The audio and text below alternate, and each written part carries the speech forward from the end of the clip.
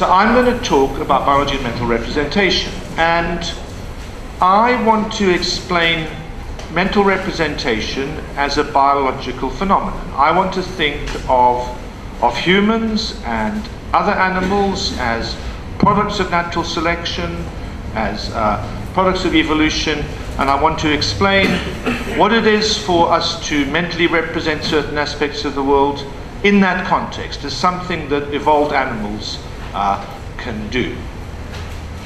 So some of you might be thinking that's very strange place to try and locate representation. Surely representation is something to do with consciousness, conscious experience. Surely in lived experience, our perception, our experience that presents a world to us, that's where we should look to understand the nature of mental representation. And I'm not going to do it in those terms at all.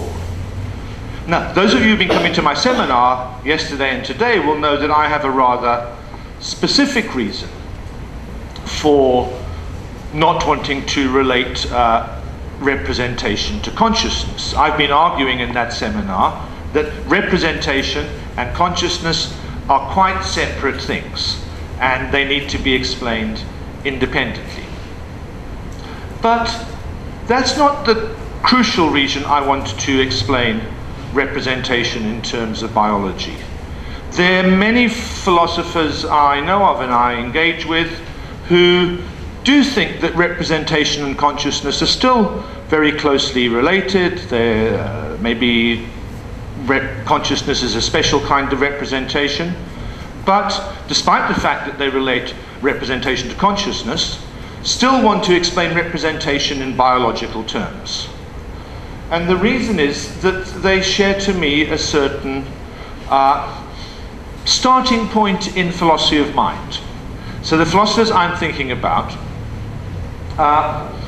while they disagree with me about the relationship of consciousness to representation, they do agree that the place to start in philosophy of mind is with the material world as described by natural science. Now, and that's where I want to start. I want to say, look, the basic nature of reality is given to us by natural science, not by the world as delivered to us in conscious experience, but the world as described by natural science. And I'm not going to argue for that now, so just think of this talk as, if you like, conditional. If you start where I do, if you assume that the basic reality is the world described by natural science, then how are you going to explain representation? As it happens, I did give, now where's that other thing? I did give reasons for starting in this place, starting with natural science, last time I was here. I mean, not actually here, but at the other side of the courtyard, where I gave a lecture, Francisco reminded me the other day, called "Are Humans Just Machines?" And as I said at the start of that, so those of you who come expecting me to say, no, they're not machines, they're wrong. Humans are just machines. And I gave an argument for that. I gave an argument for thinking of human beings in that way. So let's take that argument as read today. So if you think of the basic reality as the reality described by natural science, a material reality described by natural science, then there's a natural question to ask, well, there's two natural questions to ask. This is how John Searle puts it. How does consciousness fit in? And how does representation fit in? Now, I actually think these are two quite different questions that need to be answered quite separately. But others of my colleagues, as I said, they want to think of consciousness and representation as closely connected and would like to explain consciousness in terms of representation, maybe as a special kind of representation. Those in the seminar, Michael Tye's poised representation that constitutes consciousness. So those other philosophers, just like me, need to explain, to start with, how representation fits into the natural world. So first of all, you explain how representation fits into the natural world, and then they explain consciousness in terms of that. I also want to explain how representation fits into the natural world, but I explain consciousness in some different way. So we all want a materialist theory of representation. And I think the best way to try and develop this is to appeal to biological considerations. Sorry about that. Is there anything you can do about that? Well, we'll watch out. We'll watch out for that.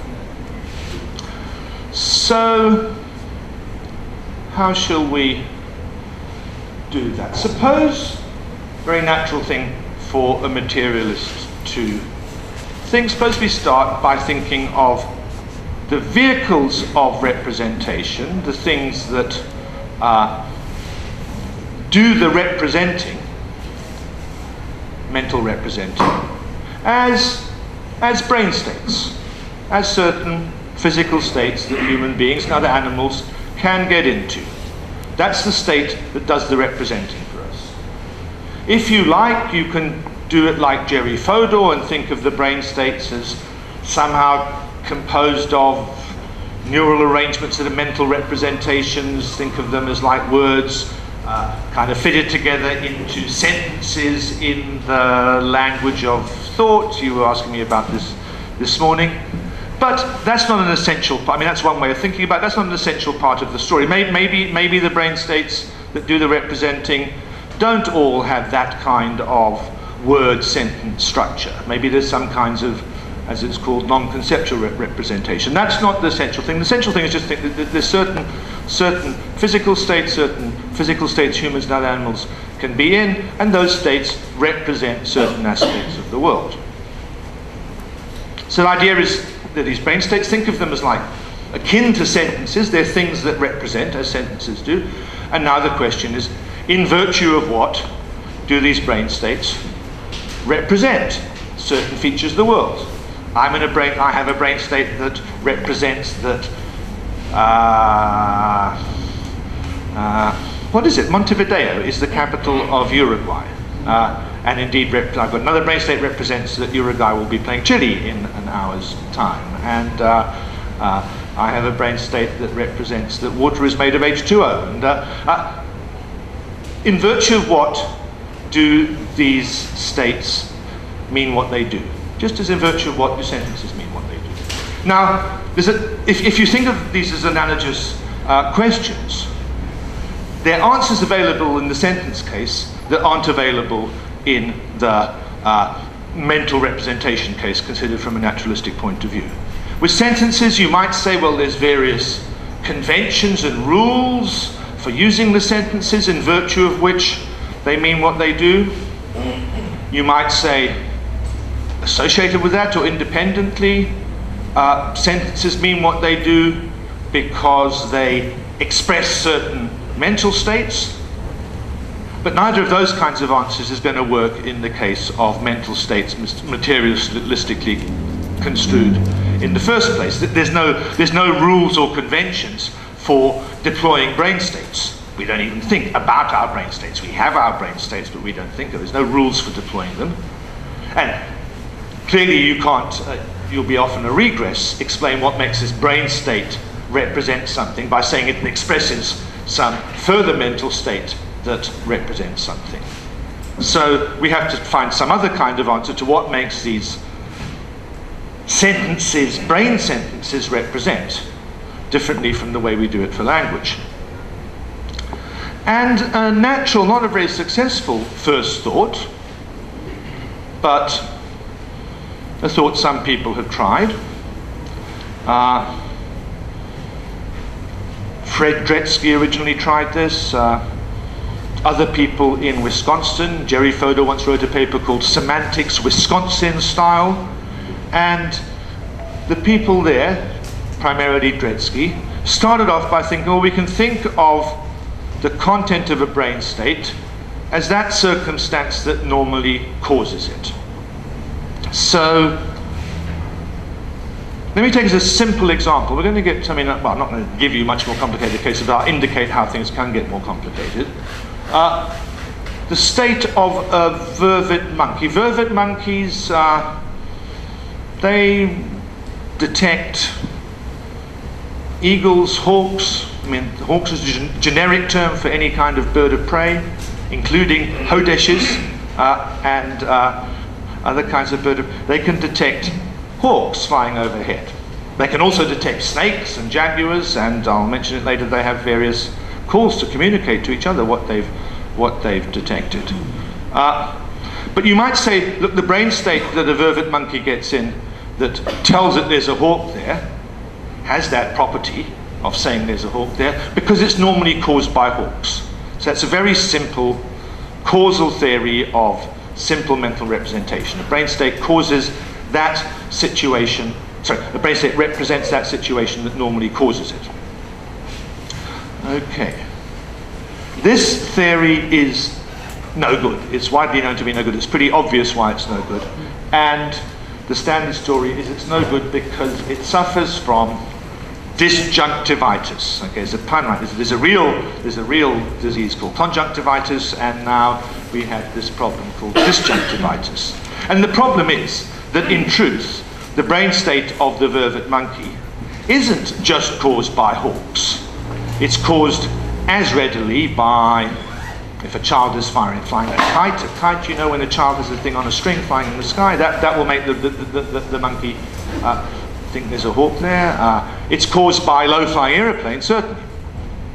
And if you take the view that the state represents whatever causes it, then it's going to represent the disjunction. The fact that it consists of either a hawk or a toy kite or a low-flying aeroplane or anything else that looks pretty much like a hawk. And we don't want to say that. We don't want to say that the state represents this disjunction. We want to say it represents that specific disjunct. And the solution, the cure for this ailment is to administer some biological thinking. So what people who think of representation in biological terms will say is that that state represents the birds and not the other things that cause it, because that's what it's biologically designed to do. The biological purpose of this state, the biological function of this state, is to be present when the bird is there and not when the aeroplane is there. You might be wondering, well, if one's a materialist and one's trying to explain everything in materialist terms, is one allowed to start talking about design and purposes and functions in a context where we're assuming that there's no literal design? I mean, the monkey hasn't been produced by some act of creation by some intelligence. It's evolved by natural selection. But in this context, people who talk about design, purpose, function mean to be referring to certain aspects of the history of natural selection. And in particular, talk of design, function, purposes to be understood etiologically in terms of the causes that are responsible for the state now being present in the monkey and behaving in the way it does. So the thought is that past versions of this state had advantageous effects in helping the monkey to escape. They run into bushes. It has advantageous effects just in case there really is a hawk there, and not when there's an aeroplane or a toy kite there. I mean, the effects when the aeroplane or toy kite is there are not that terrible. The monkey is actually wasting its energy, it's losing opportunities to do other things, it runs into the bushes for no purpose. That's not a useful thing for the monkey to do. That's not why the monkey has evolved the state and its disposition to respond in the way it does. It's evolved this state precisely because of the good things that happened when the hawk is there and not otherwise. So in biological terms, the state is designed, thinking of the history of natural selection, to be there when the hawk's there and not when the aeroplane's there. Okay, that approach to representation, just outlined, is teleosemantics. Teleo for teleology, teleology now understood not in terms of some Aristotelian or divine design sense, teleology understood to be referring to this kind of natural selection history, and semantics, by appealing to teleology, you explain the sense in which mental states conceived materialistically can represent certain aspects of the world. So in the 1980s, people started thinking of the primary bearers of representation, not as words, but as mental states. They realized that the standard stories you tell about the meaning of words isn't going to apply to mental states. You need some notion of mental states doing what they're supposed to do. Pure causal approach won't work. And very quickly, a number of people in the 1980s started putting forward this kind of teleosemantic idea. I wrote a paper. Fodor, who hates this stuff now, did at one moment in the 1980s, when he first saw there was an issue here, in that paper, I mentioned semantics, Wisconsin style, defended the kind of theory, appeal to biology, that I just did. Fred Dretsky, starting off with a simple causal theory, brought in biological considerations. And Ruth Millikan is the person who's best known in this area. She wrote a book in 1984, Language, Thought, and Other Biological Categories. I mean, in the title you see what it's all about. And since then she's been developing her teleosemantic theory in various ways. Now, if you ask philosophers of mind, philosophers of representation, what do you think about teleosemantics? They said, oh, well, it's kind of an interesting idea. It was, it was very fashionable a while ago, but now it's kind of run out of steam. It doesn't really, we're looking at other things now. And I think many people think, well, teleosemantics has turned out not to be such a great idea. But my own view is that a lot of what was in teleosemantics has just been absorbed into philosophical common sense. It's kind of like the man who didn't realize he was speaking prose. Philosophers don't realize the extent to which they're doing teleosemantics nowadays, when they in fact are. And I want to bring out the way in which it's kind of part of philosophical common sense by decomposing teleosemantics into what are in fact two separable ideas. In the introduction I gave to teleosemantics a second ago, there are in fact two ideas being run together. I didn't really pull them apart, and now I'm going to try and do that.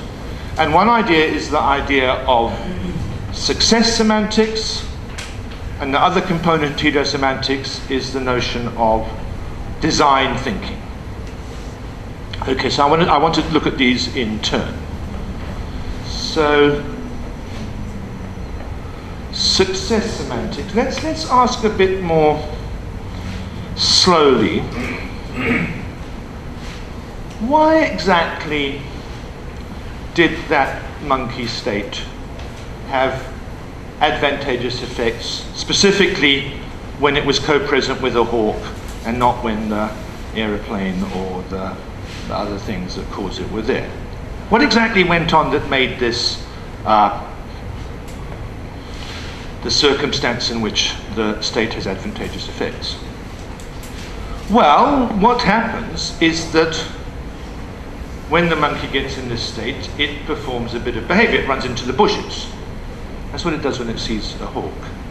I think if I've got it right, that when it sees a snake, it goes up a tree. I mean, there's three different, it can see a snake, it can see a cheetah, it can see a hawk, and there's three different behaviors it does in response to these three kinds of danger representations.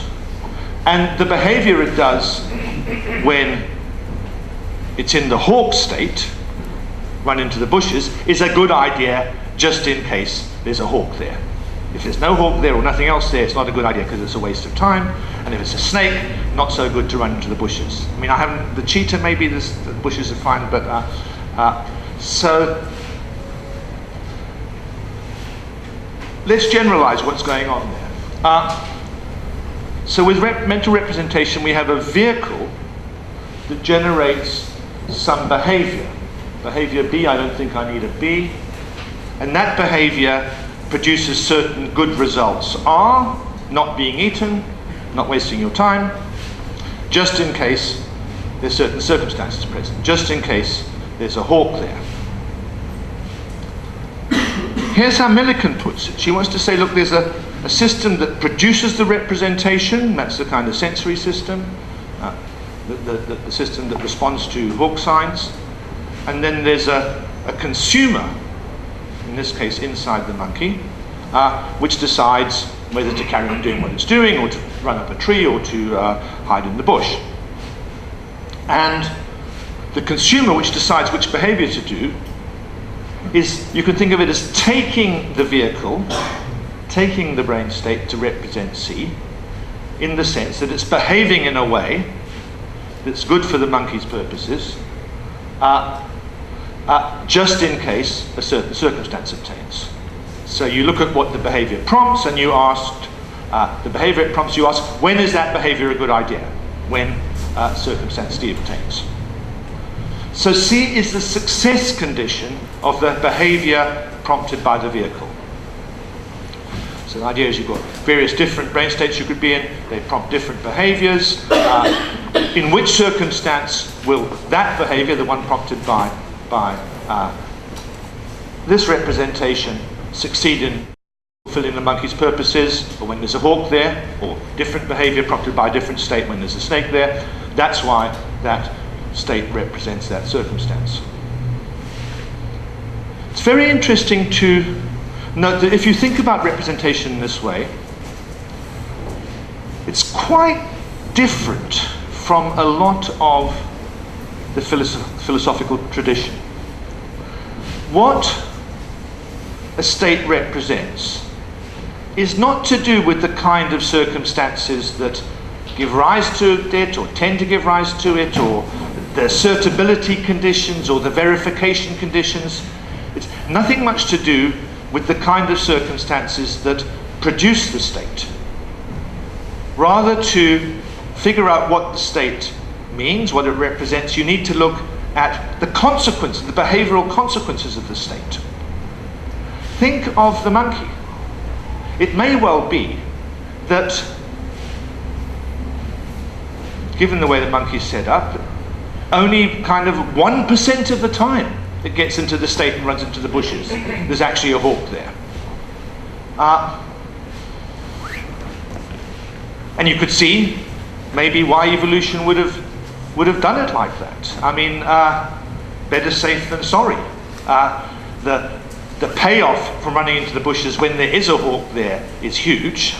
The cost of running into the bushes, while it's a definite cost, when there isn't a hawk there, is small. You do the sums, and it pays to err on the side of caution, to have a system that will produce this sign. A lot of times when a hawk's not there, a lot of false positives, provided the payoff in the case where the hawk is there is big enough, that makes biological sense. But still, what the state represents is that 1% of the causes rather than the other 99%.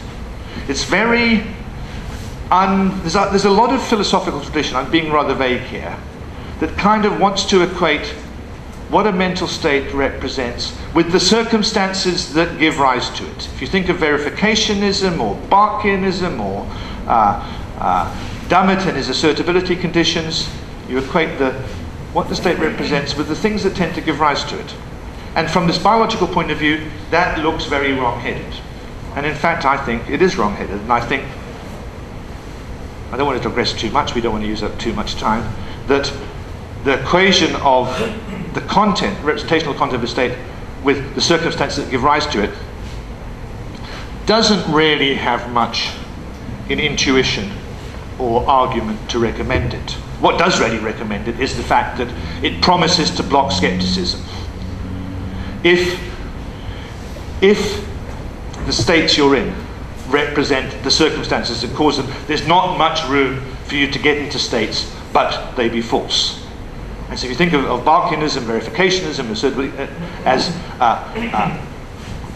attractive because they promise to block skepticism, you can see that's the reason people are so keen on the idea of input side accounts of semantics. But to my mind, these theories have no real argumentative backing behind. Here's another feature of success semantics I want to bring out. It's environment involving. Some people think of mental representation, attributing states with mental content to humans and other organisms, as a matter of giving us a way of explaining their behavior. This is certainly how many philosophers of psychology, and I'm thinking here especially of Jerry Fodor, think about representation. We ascribe beliefs and desires to people so we can explain how they're going to behave. Representation is to do with characterizing these states vis-a-vis the internal mechanisms that are going to give rise to behavior.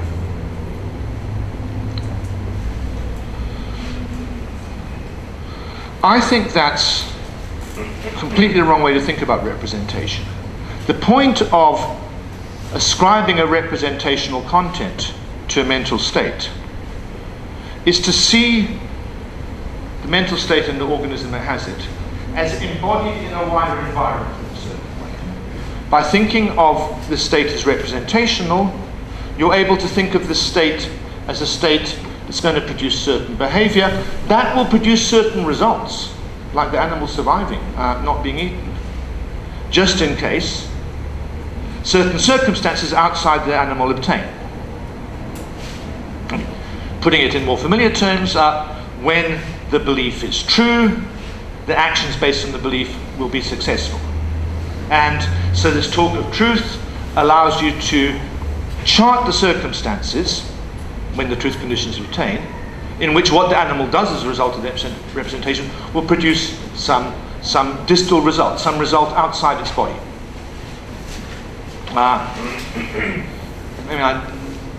Maybe the monkey case doesn't bring this out. I mean, I desire to have a beer.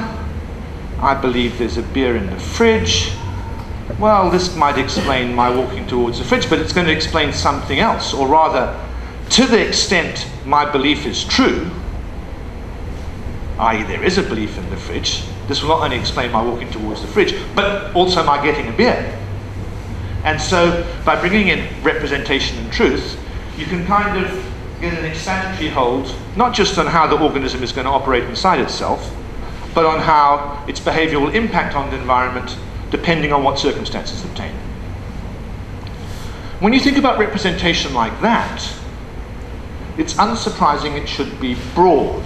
Now, I don't want to spend too much time on broad, because those of you who were there this morning will know what I'm talking about, and I can't explain it fully too quickly, but the idea is that often two organisms who are internally the same, have the same kind of brain states, might be such that in this animal the brain state represents one thing, its wife. What examples do I have? Putnam's case, it represents H2O, and this organism, just internally the same, has a brain state that represents its wife, different person, or some different liquid that plays the same similar role in its environment. And Putnam and Fodor finds that very puzzling. I mean, how can these differences, supposed differences in content outside the head, make any difference to how the animals are going to behave? And the truth is, they don't make any difference to how the animals are going to behave. But they do make a difference to what the animals are going to achieve and in what circumstances they will achieve it. So if you think of representation as helping you to understand what organisms will achieve in what circumstances, what distal results they'll achieve in what distal circumstances, then it's unsurprising that content should be broad. So teleosemantics, or more specifically success semantics, is illuminating in this respect. Okay, so that's success semantics. Now, okay, now I've got a bit more to say about success semantics. I'm just watching the time. We're okay here. It's a very flexible idea. I've just been doing it with one rather simple case of, what have I had so far? The monkey and the hawk, and maybe me and the belief there's beer in the fridge. But we can apply it in all kinds of cases. So the general form is a producer, there's a signal, something that consumes the signal, behaves in different ways, and the idea is this behavior will produce successful results if some circumstance obtains, and to that extent the signal represents that circumstance. We can apply this idea when the signal is between organisms rather than within organisms. I mean, we do it with the monkeys again. The monkeys shout out. They make a cry, and the cry signals that there's a hawk there. Why does the cry signal that there's a hawk there? Because the other monkeys now run into the bushes. So the other monkeys are the consumers of the signal, and the same story tells you why that signal represents a hawk rather than whatever causes the signal. We can apply the idea even for sophisticated conscious beings like us to subpersonal parts of us. I mean, I have a temperature, homeostatic temperature system in my body. It registers what the temperature is, and it gives rise to various behaviors, sweating, shivering, and so on, designed to regulate my temperature. You can think of the system that registers the temperature as having a certain content, namely the temperature is such and such, by looking at what the system makes me do, shiver, sweat, and whatever. And what it does is a good idea if the temperature is such and such. I mean, the state that registers the temperature can get it wrong, and I'll start shivering when I shouldn't, or sweating when I shouldn't. I mean, so you can apply the same idea there. In humans, if you want to think about what's me as opposed to my temperature regulating system representing things, then I think we want to look at a specific system in us, which is the system that takes perceptions and beliefs. I mean, there's a kind of quite a mess of systems around here, but I mean, take personal level representations, perceptions and beliefs, and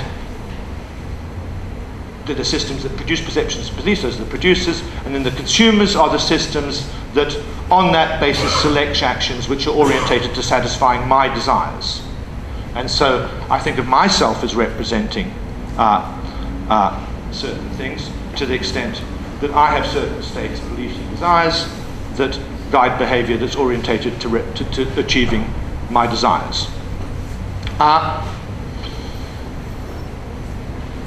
Sometimes, and I think we need to bring this in to have a serious account of all the complex representation going on in humans, we want to think of the subsystem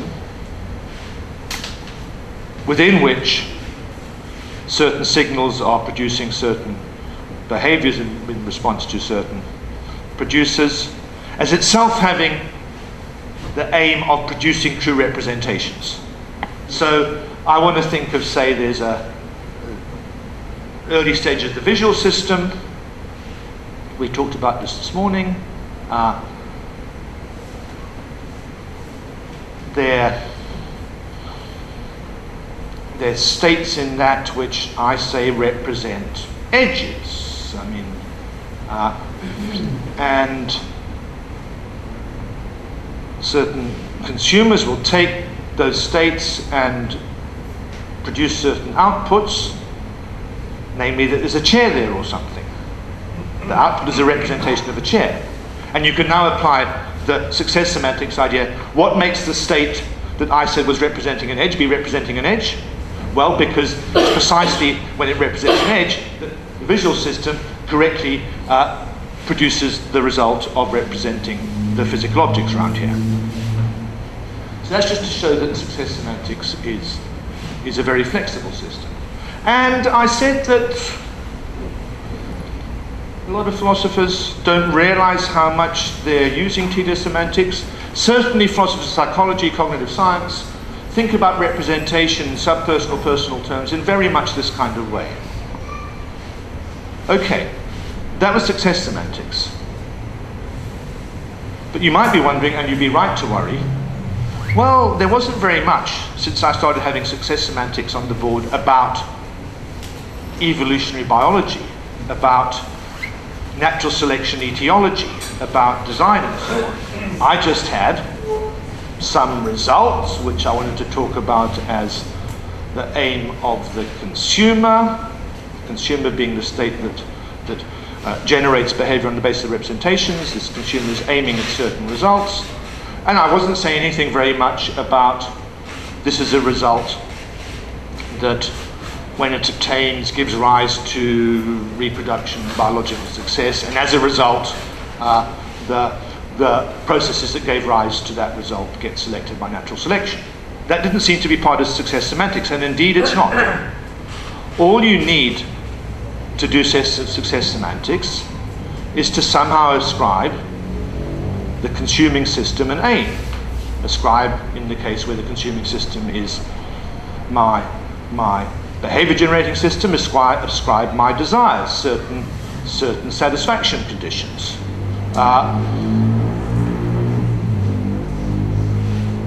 And you might say, well, you could think of the relevant aims of the consuming system in biological terms, but why do you have to?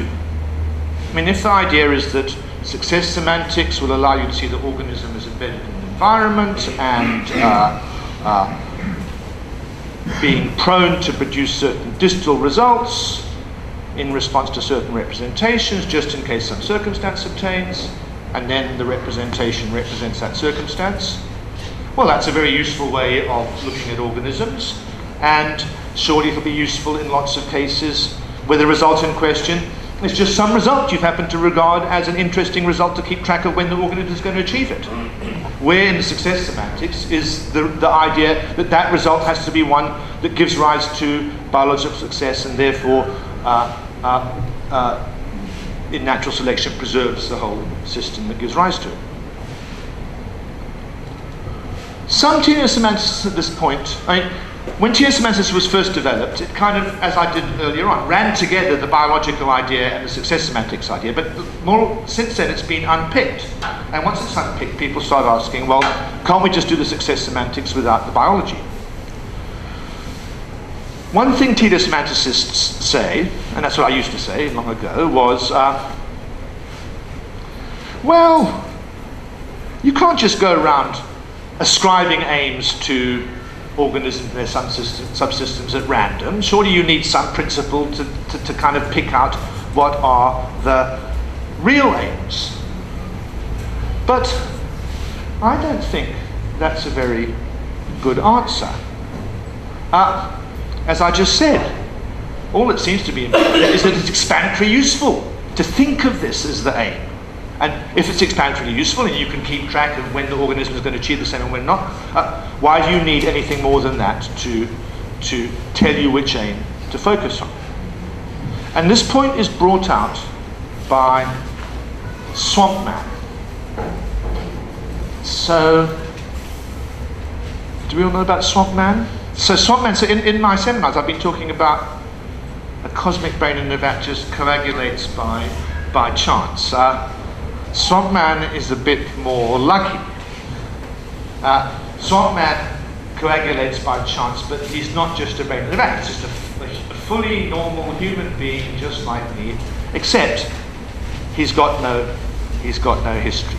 So think Creature in the Black Lagoon, one of my old favourite films, and there's kind of some steamy swamp in the Amazon jungle, and big bolt of lightning comes and strikes, and boom, just by chance is created a physical replica of me. Okay? And the point of this is supposed to be, well, surely it would make good sense to now regard that being as having certain desires that aim at certain results, and consequently regard it as having beliefs that